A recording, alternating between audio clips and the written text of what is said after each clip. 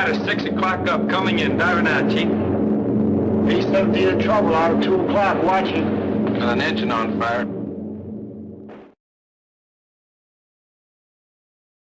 19 in Greensboro, North Carolina.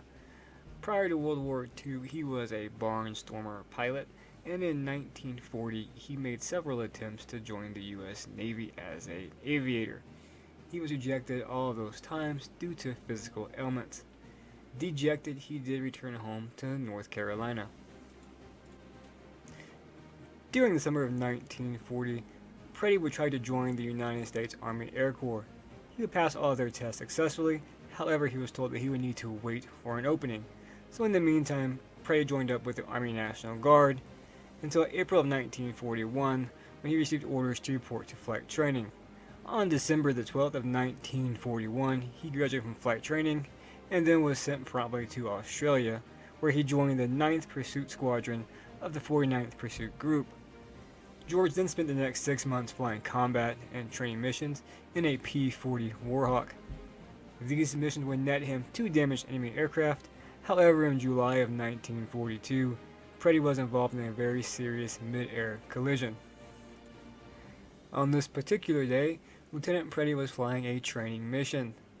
On this mission, he was to fly as the enemy aircraft, impersonating a Japanese bomber, while his wingmates tried to engage him. Upon being engaged by Lieutenant John Sauber, at some point during his attack he lost control of his aircraft. He would then crash into Preddy, and the mid-air collision ensued. At this point, Preddy spun out of control. However, he was able to release his canopy and bail out. Lieutenant Sauber was not as fortunate, and his damaged P-40 Warhawk would crash into the ground.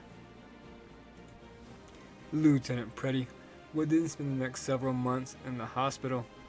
After that, he would bounce around from assignment to assignment until July of 1943, when he was then assigned to the 352nd Fighter Group based in England. Lieutenant Preddy would then go on his first mission in the European theater in September of 1943 and scored his first victory of the war on December the 1st, which was a BF-109. 3 weeks later, he scored a second victory, fighting a superior force as he was to do many times in his distinguished career. He led his flight of 3 P-47s against 6 Me-210s, covered by a force of 10 BF-109s. These aircraft were attacking a B-24 Straggler. In that melee, Lieutenant Preddy knocked down 1 Me-210, broke up the attack, and then lured the remaining enemy aircraft away from the damaged B-24. For this, he was awarded a Silver Star. On January 29th of 1944, Lieutenant Preddy found himself heading towards the French coast to escort returning bombers from a mission in Germany. Upon arriving on the French coast, he quickly downed a Focke-Wulf 190. However, in that engagement, he was damaged by a German anti-aircraft pit. Trying to get his aircraft back up to 5,000 feet, he realized he could not make it across the English Channel. Once he dropped below 2,000 feet, he then bailed out, inflated his pressurized life raft, while his wingman, First Lieutenant William Wisner, circled overhead until air and sea rescue units could triangulate a radio fix on the downed airman. A Royal Air Force flying boat landed, but in the rough seas actually ran over Preddy, almost causing him to drown. And then on takeoff, the pontoon boat in the rough seas broke one of their pontoons and could not take off. They had to be towed into port by a British warship. Soon after Preddy's Little Channel incident, the 352nd Fighter Group began to switch from P-47s to the new North American P-51 Mustang fighter, and this is when Lieutenant Preddy's career really began to soar. On April 30th of 1944, Preddy shot down a Focke-Wulf 190 in a one-on-one dogfight at 17,000 feet. From that point now, Major Preddy's score would rise at a steady rate, as he and his new airplane became better acquainted. On April 30th, Preddy shot down a Focke-Wulf 190 in a one-on-one dogfight at 17,000 feet above Clermont, France. From that point now, Major Preddy's score would rise at a steady rate as he and his new airplane became better acquainted. Between April 30th In the Normandy landings on June the 6th, Preddy would shoot down another 4.5 enemy aircraft. On August the 5th, 1944, Preddy returns to base for dying an enemy aircraft and realizes that night the 352nd is throwing on a war bond drive party. He checks the weather for the next day and hears that it is not good for flying. At this point, Preddy attends the party and enjoys himself greatly, returning to his quarters after past midnight. Shortly thereafter, an aide wakes him and tells him that the mission is on for tomorrow, and as luck would have it, he is also the flight leader. During the not-so-great briefing, in which Preddy falls off the podium because he is so drunk, his wingmen pick him up and sit him in a chair. They then place an oxygen mask over his nose until he appears to be somewhat sober.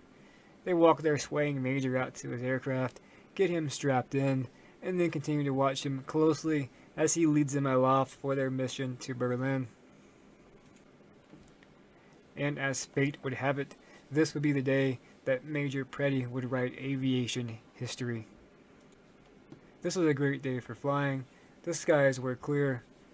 However, before reaching the target area, Major Preddy's group spotted about 30 Me-109s headed towards the B-17s that they were supposed to be escorting. At this point, Major Preddy led an attack from the stern and opened fire on the trailing aircraft, apparently killing the pilot in the process. Preddy came behind a second Me-109 and ignited with a flurry of hits to the port wing. This pilot bailed out. As they waited further into the enemy formation, the Americans picked off one fighter after another. Meanwhile, those in the front took no evasive action as they were unaware of what came from behind them. Preddy torched two more 109s before the remaining Germans perceived that they had an issue and began to dive towards the ground. The Mustangs followed aggressively, and Preddy dispatched his fifth victim as they went towards the ground. Around 5,000 feet, one of the enemy aircraft tried to make a sharp turn to the left, as this pilot had most likely spotted Preddy behind him. But the American snap rolled to the left as well, and passed over his opponent. The German tried to follow, opened fire, but the angle was not good enough for him.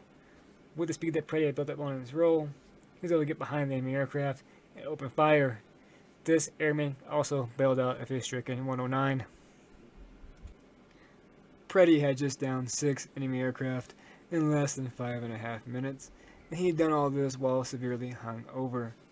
Upon returning to base, this famous photo was taken of him in his cockpit, sick, tired, and ready for a nap. Counting ground victories and partial kills, Major Preddy's score now stood at 31, and another of his combat extensions had just expired. It was time for him to go home on leave. But as Preddy told his minister upon arriving back in Greensboro, North Carolina, "Reverend, I just must go back," and there was no way that George Preddy was going to leave any job unfinished. After almost 2 months at home, Preddy managed to acquire a 4th tour extension and returned to England, taking command of the 352nd 328th Fighter Squadron, and he was assigned a brand new P-51D model. On Christmas Day of 1944, Major Preddy took off with 9 of his pilots for a sweep over some woodland fighting.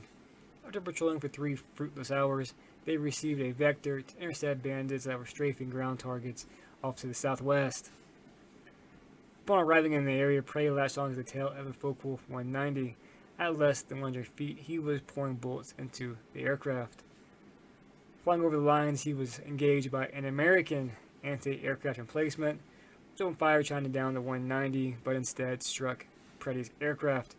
He tried to release his camping and bailed out, however he was too low and mortally wounded when he crashed and landed near the flak pit. Major George Preddy would succumb to his injuries that same day at the age of 25. He was the top-scoring Mustang ace of World War II, with a total of 27.5 confirmed aerial kills. Sadly, his brother William Preddy, first lieutenant, who also flew P-51, would die from anti-aircraft fire over Czechoslovakia on April 17th of 1945, and both brothers were interred next to each other. Major Preddy, in his own words, He didn't come back to up his kill total. He came back to help end that horrible war because he felt that every aircraft he shot down, it got them one step closer to doing just that. And him, his brother, and thousands upon thousands more gave their lives just for that cause. Thanks for watching. Hope it's been informative, and we'll see you guys again soon.